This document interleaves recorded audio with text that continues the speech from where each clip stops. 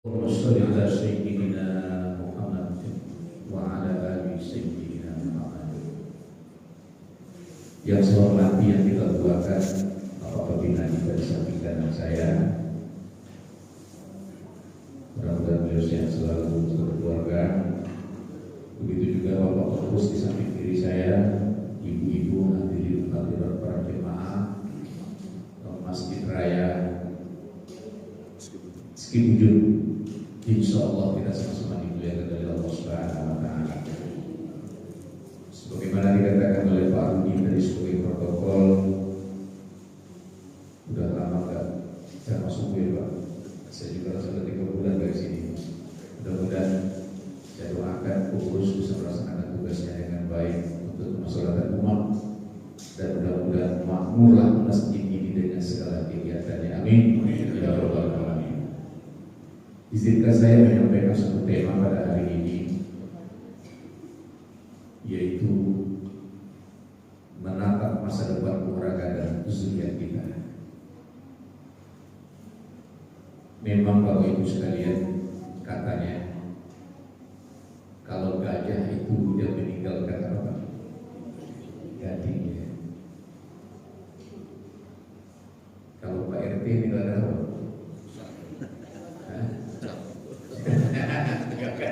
Pasti dan mudah-mudahan kita hari ini meninggalkan kenang-kenangan kepada zuriat kita, ya.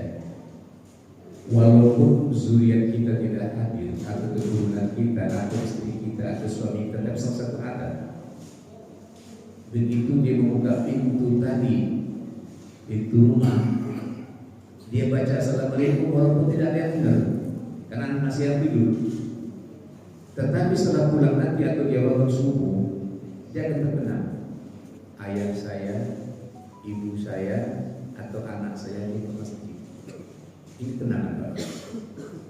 Ini didikan yang tidak ada nilainya di sisi manusia, tapi di sisi Allah Subhanahu wa Ta'ala ini didikan yang luar biasa. Dia akan kenang ayahnya di masjid. Dia tidak akan lupa satu saat. Di saat dia gembleng lah ya, anak kita segala macamnya, khusus pada anak kita, dia akan ingat, oh punya ayah saya setiap masjid. Ini tidak luar biasa. Nah maka dari itu Bapak Ibu sekalian, dari pembukaan ceramah tadi kan sudah kami bacakan sebuah firman Allah, Ar-rijalu qawwamuna 'alan nisa. Laki-laki itu, ya kan, kalau dalam keluarga adalah pemimpin dan istrinya. Kalau sudah bekerja, insya Allah kita punya zuriat, itulah anak kita. Nah inilah Bapak Ibu sekalian, kita menatap ke depan. Apa sih yang mau kita tinggalkan? Ya. Kalau boleh kita meloncat sedikit ke depan Bapak Ibu sekalian, dan katakan alangkah indahnya hidup kita nanti. Di saat kita sudah apa-apa, di saat kita tidak tahu apa-apa lagi, kita sudah lupa, maka kita menatap di bawah Allah, di layar kita sudah sepatul maut. Seandainya kita meninggalkan kenangan yang baik kepada zuriat kita, dia akan melindungi kita, dia akan menalkinkan kita, dia akan mengingatkan kita dengan firman-firman Allah, dia akan baca Al-Quran di sekeliling kita karena kita tidak tahu apa-apa lagi. Dia mengucapkan baca ayat asyhadu la ilaha illallah, mengucap ayat la ilaha illallah. Minimal itu saja. Apalagi yang lain-lain, tapi timbulkan rasa khawatir di penghujung dunia yang sudah tua ini.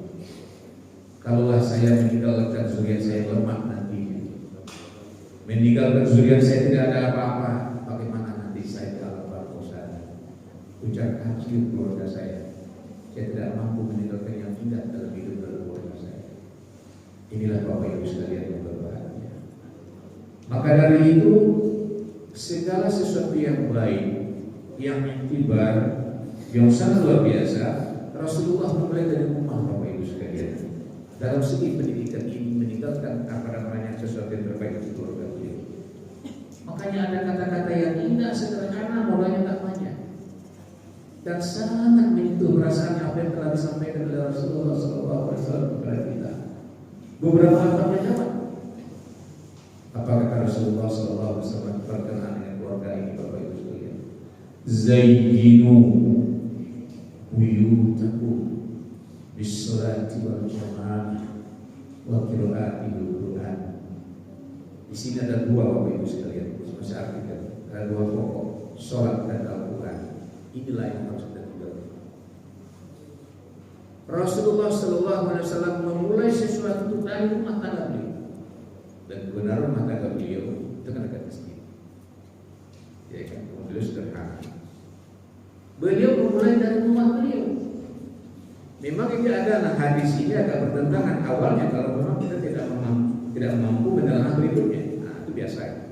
Satu undang-undang kadang-kadang dia bertabrakan dengan undang-undang lain, tapi sebenarnya undang-undang itu bukan menabrak, ya, cuma untuk menjelaskan undang-undang berikutnya. Itu biasa dalam kehidupan. Nah, dalam hadis juga demikian. Kalau zayyinu buyutakum itu artinya hiasilah sholat rumah ini saja. Hiasilah rumah tanggamu itu dengan sholat berjamaah. Di sini konotasinya tidak ada laki dan perempuan, sama saja. Padahal satu hadis dikatakan sholat yang sebaik-baiknya bagi laki itu adalah dimas. Ini bukan bertentangan hadisnya, Pak, tapi konotasinya kita lihat dulu aturan turunannya dulu. Untuk sementara, tidak apa-apa di rumah, Pak, karena Rasulullah mulai dari rumah. Untuk yang mana? Bagi anak-anak kita, kalau khusus laki-laki yang belum balik, kita ajar di rumah, Pak. Nah, itu maksudnya. Dan terbetik lagi di sini, Rasulullah itu mengingatkan kepada kita yang namanya sholat itu hiasan. Kan indah kata-kata itu. Jadi kalau seandainya tidak ada bahasa iqomah di rumah tangga kita dengan anak-anak kita yang masih balita, apa yang masih kanak-kanak itu kan, berarti tidak ada hiasan. Kira-kira demikian. Ya, karena hiasan itu dia langsung keluar dari mulut kita. Itu kan berbeda dengan hiasan Al-Quran yang pajangan. Kalau ini langsung, Allahu Akbar, Allahu Akbar, la ilaha illallah. Kalau firman Allah yang dipajang berupa Al-Quran sebagai hiasan, dia akan bermakna kalau dibaca. Dan Yesus ini ada kaitannya di Bapak Ibu sekalian. Nah, makanya itu berbahagialah kita. Ya, hari ini kita bukan mempertentangkan hadis itu, memang begitulah alurnya. Suatu saat anak kita yang kanak-kanak tadi, yang sudah kita sering melaksanakan sholat berjamaah dengan dia di rumah, lama-lama nanti begitu balik kita ajak dia ke masjid. Yang laki-laki maksudnya. Ya, itulah pelajaran yang paling baik. Inilah kenangan yang paling baik akan kita tinggalkan kepada zuriat kita. Dan di samping itu saya meloncat lagi wa qira'atil Qur'an. Nah, baru firman Allah tadi yang namanya Al-Quran secara pajangan, dia benar lagi. Dia akan bisa menjadi hiasan apabila yang dibaca. Jangan sampai tidak dibaca Al-Quran di rumah tangga kita sehari semalam itu, Bapak Ibu sekalian. Karena mereka turun dengan bacaan Al-Quran. Dan ingat juga ada dua syafaat, Bapak Ibu sekalian. Pertolongan nanti di yaumul mahsyar. Satu syafaat dari Rasulullah SAW, yang kedua bacaan jadi semangat Bapak Ibu sekalian. Nah, sekarang dengan melihat fenomena kehidupan sekarang ini, ya, ada orang mengatakan dunia sudah tua, sudah itu dunia sudah kecil dengan adanya teknologi informasi. Sudah itu sekarang orang untuk mengucapkan selamat, ucapan rasa hormat, ucapan empati itu sangat gampang. Dia berada di sini, orang tuanya berada di kota karena hari ini detik ini sampai. Tapi sebaliknya Pak, menghujat-hujat juga gampang sekarang ini. Ya dah. Jadi kita tidak bisa pungkiri. Kalaulah kita tidak meninggalkan landasan kehidupan rumah tangga, di posisi manakah anak-anak kita nanti? Itu yang kita khawatirkan. HP yang luar biasa sekarang apapun tidak bisa dilihat, Pak. Yang penting mereka ngerti. Nabi duit mulai dibaca, saking hebatnya teknologi, apalagi yang lain-lain. Kalau ini memang kita tidak antisipasi sebagai orang tua, yang dikatakan ar-rijalu qawwamuna 'ala nisaa tadi, Masya Allah, kita nggak mau nanti Pak bahasa orang Padang tergolek-golek, tak benar di dalam bakul, tergolek-golek namanya. Miring sana, miring sini, risau dia. Ya, yang kita inginkan adalah kiriman doa-doa dari anak-anak kita begitu sudah datang seperti sekarang ini datang, ya. Bahagia ya Bapak Ibu sekalian. Itu yang kita harapkan. Ada kisah Bapak Ibu sekalian. Ini saya mau lagi masalah sholat ini. Kalau anak kita sudah kita didik dengan sholat, dia melihat orang tuanya, walaupun di rumah Bapak Ibu sekalian dia tidak sholat, tapi dia senantiasa melihat ayah bundanya sholat. Suatu saat dia akan dia tidak akan lupa. Di saat pemikirannya kacau segala macam, ada nasihat dari guru agamanya. Oh Pak, saya sudah dari dulu ayah saya sholat dulu masih ada. Kenapa tidak sholat? Gampang Pak itu untuk mengantisipasi, untuk mendekatkan dia kepada Allah Subhanahu Wa Taala. Tapi kalau tidak ada suri toladan dari kita dan dia, itu yang sudah dekat itu. Apalagi menghadapi dunia seperti sekarang ini. Jadi tekankanlah sholat ini sangat penting kepada anak kita. Ya, jangan bermain-main istilahnya. Ya, mohon maaf ini, dia lebih menguasai yang lain, bukan tidak boleh Pak. Menguasai bidang lain sebaik dunia, tapi masalah akhirat sholat dia tidak mampu, bahkan tidak dikuasainya. Bahkan kadang-kadang sudah berumur 17 tahun sholatnya pun, kalau sholat tidak benar tuh dari masalah Pak. Tidak benar sholat itu bisa diperbaiki, tapi tidak ngerti. Itu yang bahasanya sudah. Umur 17 baru membaca ini wajah wajah kan baru belajar itu ayat Pak. Bagaikan kita mengukir di atas air, lebih baiklah kita mengukir di benang di atas batu. Walaupun batu itu terjal, dia bisa diukir. Tapi kalau kita mengukir di air tidak akan bisa kita mengukir. Itulah penyesalan yang sangat luar biasa. Kisah seorang perempuan, Ania namanya, itu di buku di buku An-Nasihatu apa karangan seorang profesor Mesir, ya. Dia mengisahkan seorang anak perempuan. Di buku itu, ya tentu saya sesuaikan dengan keadaan kita di Indonesia. Anak beliau ini, perempuan ini mau nikah, ya, mau nikah. Kata kita sekarang itu walimahnya lagi, mau duduk di pelaminan, ya. Nah, waktu mau duduk di pelaminan, ini ada dua orang tua yang bukan bertentangan, cuman agak bersebelahan sayapnya kepada anaknya, terutama ibunya mau malu ya. Nah, waktu mulai pelaminan, yaitu hampir-hampir waktu zuhur masuk, sang ayah mengatakan kepada anaknya, Ania, ini zuhur mau masuk. Sedangkan yang perempuan ini, dia sudah yang masuk ke pelaminan itu sudah dikuburi ya. Banyak Pak dikubur itu Pak, bukan sedikit tuh Pak. Kalau pergi ke sawah, udah cantik betul. Tidak tahu tuh kalau berapa, udah tahu kubur diri. Kata ayahnya, ini perintah dua hal. Ania sholat atau kubur. Oh iya, karena memang anaknya ini sudah terpatri hatinya dari Bali. Dia betul-betul menepati janjinya, inna sholati, ya. Dia betul-betul sholat di awal waktu. Saya garis bawahi yang sebaik-baiknya firman Allah tafsirnya itu, yang menunggu sholat itu kita, bukan sholat yang menunggu kita. Ingat ya? Kita yang menunggu sholat, bukan sholat yang menunggu kita.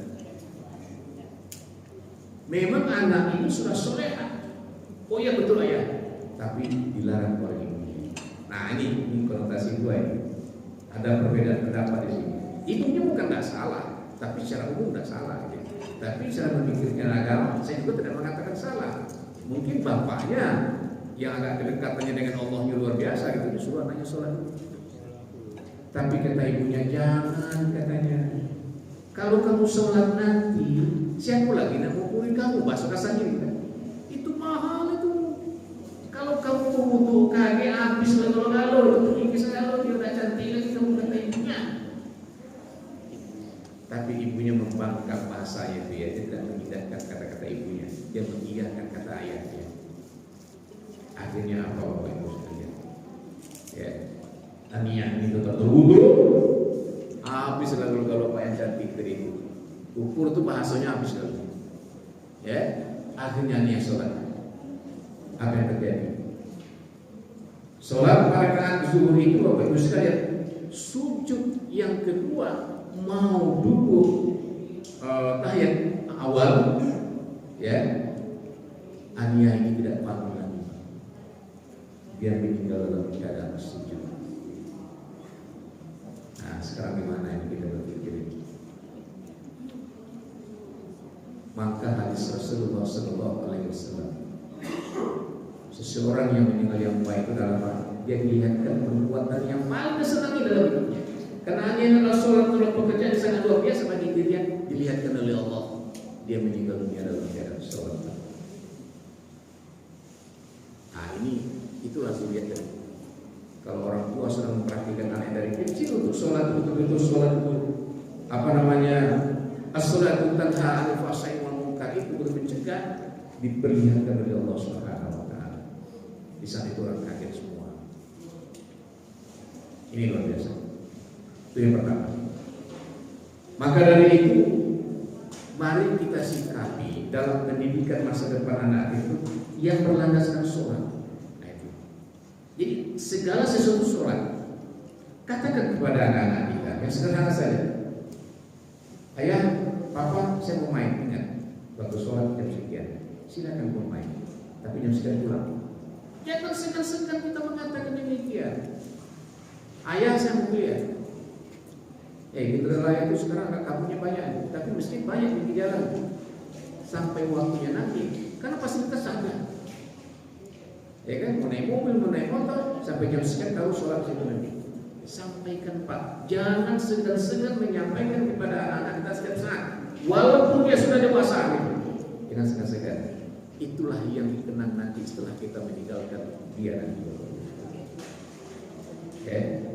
Nah, apalagi menghadapi globalisasi berserakan. Satu-satunya menurut Islam, selain yang banyak, misalnya banyak juga, tapi landasan yang paling utuh, yang paripurna itu adalah sholat untuk mencegah. Kalau seseorang sudah sholat, ya mudah-mudahan dia akan membuat satu aplikasi dalam hidupnya, dia akan membuat momentum dalam hidupnya, dasarnya sholat. Apa bentuknya? Saya dengan Pak Priyadi, Pak Ketua kita, Pak Yos. Tadi Pak Ketua nggak sendiri, Pak Apriyadi yang nggak sendiri. Ya kita bangun jam 3, kita manfaatkan HP ini. Minimal kita ucapkan salam dengan teman-teman kita. Kalau ada bahasa-bahasa dakwah, Pak Ketua tahu. Saya sampaikan pagi-pagi jam 3 itu, Pak. Kan teknologi kita manfaatkan ya. Saya kalau sudah tidak sampaikan pagi itu apa? Banyak grup di berbagai grup itu. Ya, ribulah semua. Ustaz, sakit kok nih gitu kan. Sakit itu lemah, kalau sakitnya mau bisa ini loh, berarti susah.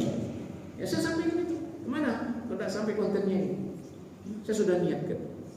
Kalau bahasa orang sekarang, Pak Adinda, saya hibahkan saya gitu kan. Ya, sedikit kuota lah pagi-pagi, tapi tidak sedikit juga Pak. Pokoknya ingin ditempatkan juga 10 menit. Karena grup itu banyak. Kalau beliau ini, karena ada grup di sini, apa namanya? Pribadi-pribadi apa namanya? Karena apa? Keindahan hidup itu menyampaikan pesan. Sehingga ada cucu saya, Pak. Kok Buya sibuk betul? Ya karena ada yang di Jambi, Pak, ada yang di Medan. Ya waktu bercampur, kelihatan waktu berkumpul, maksudnya berkumpul. Apa tuh Buya? Saya sampaikan dengan mereka. Kamu ini pagi-pagi apa kerjaan sekarang? Oh begitu ya Buya. Ya, jadi diikut juga akhirnya, Pak. Sampaikanlah konten-konten kepada teman-temanmu yang mengambil hikmah. Kalau Anda bacakan Assalamualaikum, dia akan jawab, dia akan bangun. Woi, kawan aku udah bangun ini, udah sholat tahajud ini. Nah ini yang dimaksud oleh Profesor Kiai Suhadi itu Bapak Ibu sekalian. Jadi anak remaja kita bukan dilarang berteknologi, tapi teknologi itu masukkan ke Islam itu sendiri dalam pikiran sehari-hari. Bapak Ibu sekalian yang berbahagia. Nah yang kedua Al-Quran tadi, ya. Kenapa Rasulullah setiap sambil sholat itu untuk mengisi rumah tangga wakiloati Al-Quran? hiasi bacaan-bacaan Al-Quran, Pak. Tentu diawali dengan Al-Quran itu sendiri. Ya, pajanglah di rumah kita, jangan segan-segan membaca Al-Quran, Pak. Betapa banyak buku-buku Yasin, ya, Al-Quran dalam Yasin itu yang diberikan kepada kita, yang diberikan kepada kita. Pernah nggak kita baca di rumah? Padahal tuan rumah ahli musibah itu waktu 40 hari ini Al-Quran ini dibaca, katanya kan, kalau itu kita baca 2 pahala. Yang kena musibah dapat pahala, kita dapat pahala. Dan rumah kita itu betul-betul didatangi malaikat. Wa qira'atul Quran. Karena Al-Quran itu hudal linnas, petunjuk bagi manusia. Kalau tadi diawali dengan sholat, Bapak Ibu, sempurna sholat kita, dan itu kita kita uhur dengan Al-Quran, indah ya Bapak Ibu sekalian. Hidup kita itu senantiasa indah. Coba dengar, ya, betapa banyak dengan bacaan Al-Quran kesahduan itu akan datang pada batin kita. Para pembesar, contoh saja, kalau pembesar yang paling besar itu kan banyak, Pak. Seperti Umar bin Khattab itu, beliau masuk Islam itu dengan bacaan Al-Quran karena mendengar adiknya baca Al-Quran. Padahal beliau adalah yang namanya bajing tengik di padang pasir, gitu. Preman yang luar biasa premannya. Ya, kalau beliau sudah membunuh orang di samping belum Islam, kalau pedang sudah terus pasti membunuh tulang. Bukan seperti orang Padang. Kalau orang Padang nak bunuh-bunuh, tak pernah bunuh. Itu Padang Selasa gitu. Maaf ya orang Padang sini. Itu orang Padang merasa penting. Jadi Bapak Ibu sekalian, bayangkan apa ayat yang dibacanya di waktu itu. Di saat ini saya ceritakan sedikit ya. Di saat beliau sudah sangat benci betul dengan Rasulullah karena adik perempuan baru dibujuk-bujuk masuk Islam. Sejarahnya saya akan datangi. Dua-duanya akan saya bunuh, kata beliau. Adik yang mau dibunuh, namanya Muhammad mau dibunuh juga. Karena dia sangat kesal sekali. Ya, tapi itulah untungnya, Pak. Orang membaca Al-Quran dengan mengerti bahasa Al-Quran, dia akan lebih cepat paham. Karena orang Arab walaupun tidak Islam di saat itu dia mengerti bahasa Al-Quran, karena Al-Quran itu sesuai dengan bahasa dia. Nah itu, Pak. Waktu dibacakan oleh adiknya, dia sudah mengintip-intip adiknya subuh-subuh, ngomong adik itu kan. Kedengaran adiknya baca Al-Quran yang namanya Inna fi khalqis samawati wal ardi wa ikhtilafil laili wan nahar. Sesungguhnya kejadian bumi dan langit segala macam serta isinya tanpa anugerah Allah tidak akan ada. Ngerti Pak dia, Pak? Benar sudah terus ini. Berarti adiknya adalah satu hidayah yang datang dari Allah. Di situ datang yang sedemikian, dia bukan dipaksa oleh Rasulullah. Didobraklah pintu itu, Pak. Tolong hadirkan saya di muka Rasulullah SAW. Di situlah beliau mengucapkan 25 syarat. Itu kisahnya macam-macam kisahnya, Pak. Orang yang sangat membenci Rasulullah SAW, tapi kuburannya sekarang di samping Rasulullah SAW. Apa kita tidak pernah mengambil hikmah? Orang-orang yang datang di Raudhah itu, Bapak Ibu sekalian, mendapat istimewa dari Allah, Pak. Orang yang paling membenci Rasulullah, tapi karena niatnya tadi. Kalau dikatakan terinspirasi dengan Al-Quran, mencintai Al-Quran, diberi istimewa oleh Allah, Pak. Masa hidupnya minta maaf pada orang yang paling dibenci, dan masa matinya digantikan dengan kuburan Rasulullah SAW. Bapak Ibu sekalian yang berbahagia, manfaatkanlah Al-Quran ini. Saya yakin bapak-bapak sudah punya porong masing-masing. Mengkhatamkan Al-Quran 1 kali sebulan, mengkhatamkan Al-Quran sekali 3 bulan. Ya, sebenarnya kalau 1 kali setengah tahun nggak apa-apa mengkhatamkannya dengan bacaan yang tartil, minimal 2 halaman selesai sholat 5 waktu. Sibuk Pak Ustaz, minimal subuh dan isya dan subuh, atau maghrib, isya dan subuh. 2 halaman insya Allah 1 juz Bapak Ibu sekalian itu 1 minggu. Dengan bacaannya yang tartil lah. Tapi juga saya agak ada keheranan di batin saya pribadi. Ada orang yang mengatakan Al-Quran dalam tempo 3 jam, Pak. Mana terbaca ini? Karena ini bahasa Allah, Pak.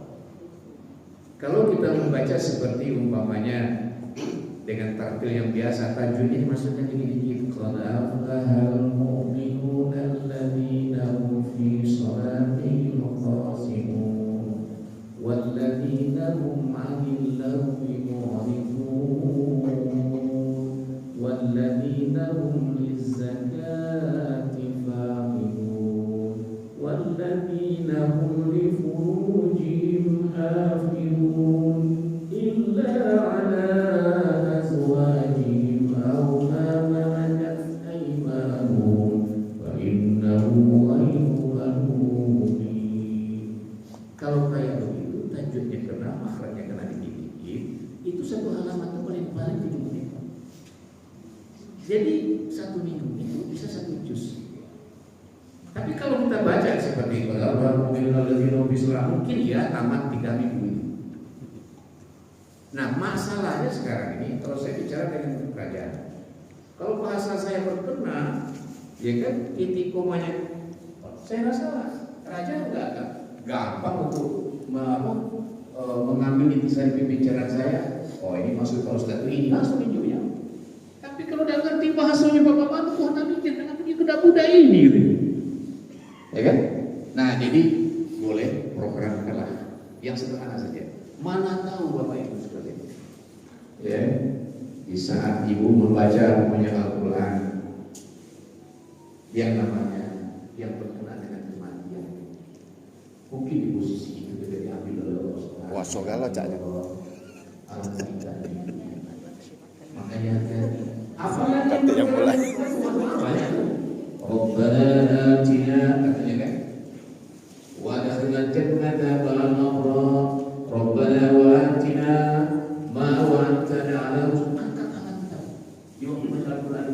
Mana tahu di saat itu, ya saya katakan tadi, mungkin doa ini berjuangkan dalam bangsa dan negara kita. Di situ didengar oleh Allah, karena doa seseorang dengan malam negara kita insya Allah. Bukan tidak aman negara kita aman, enggak. Aman-aman aja negara kita. Ini kalau tidak aman, maka ini ada kamu. Nah, Bapak Ibu sekalian, inilah Al-Quran. Maka dari itu jangan segan-segan.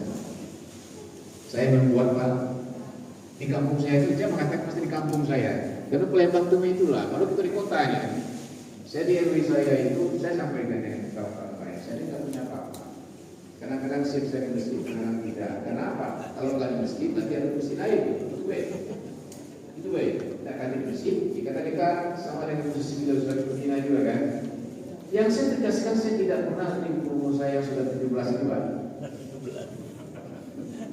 Saya di zaman program saya banyak-banyak dengan kawan-kawan dan orang-orang tua saya di sana. Karena saya beberapa lah, belasan lah yang di atas saya juga. Penyeladani juga. Saya sampaikan, saya ingin meninggalkan yang baik dengan kalian. Apa? Saya ini kewajiban. Maaf, tujuh kali kalian itu. Saya tahu, saya ingin menyampaikan. Saya akan memberikan hadiah kepada kalian. Bagi yang tak baca Al-Quran, ini orang mati. Kalau jalur, azalur, mobil guru aku baca di rumah. Kapan baik? Yang tak baca Al-Quran, dia belajar. Kalau mesti itu juga ada waktu.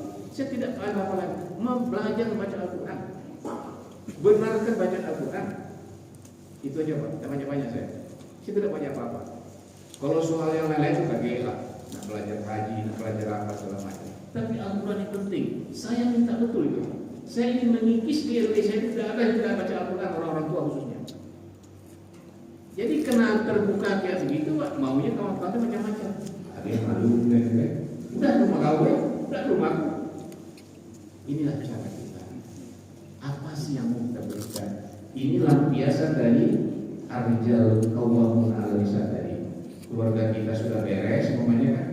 Kawan-kawan, sahabat-sahabat yang tidak baca Al-Quran jangan dibiarkan. Ayo kita bersama-sama. Jangan dibiarkan teman kita yang bisa baca Al-Quran. Cuma itulah bahagianya. Saya juga yang kayak gini, ini bukan naboi. Ada juga. Bukan terlalu muda, tapi bukan terlalu tua. Karena memang misi-misi seperti saya sampaikan terus, dia naik saya mata. Itu misi memang. Aku malu, anakku baca kalau aku belum baca. Mana lagi kira baca dalam sebulan ini? Ini program gawat dalam negeri sebulan supaya dia pulang. Aku alipata bengkok udah tahu. Dulu saya bengkok udah tahu. Tapi itulah baik.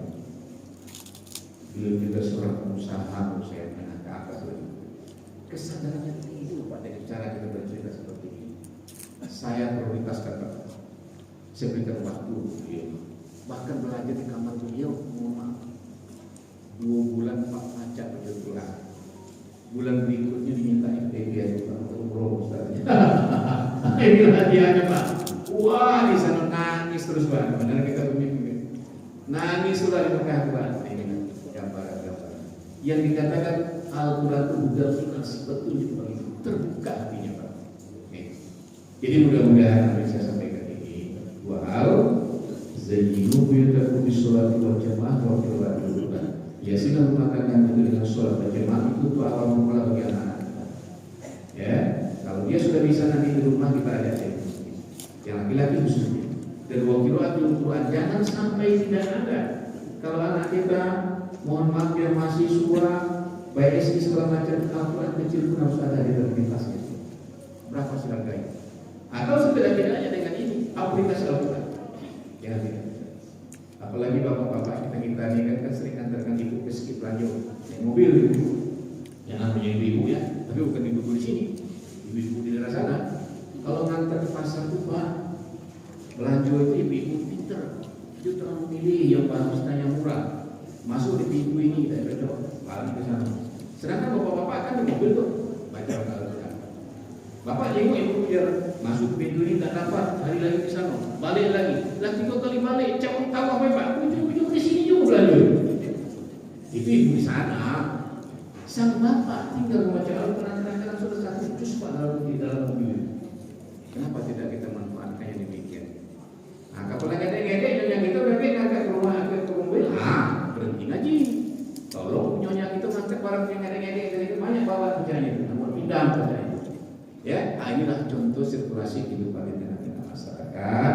Jadi utamakan Al-Quran, jangan dia dianggap sebagai benda di rumah, dan jadikan dia motivasi dalam hidup untuk menuju seperti doa kita tadi di akhir. Allahumma inna nas'aluka bi husnil khatimah. Itu kita katakan. Demikian baru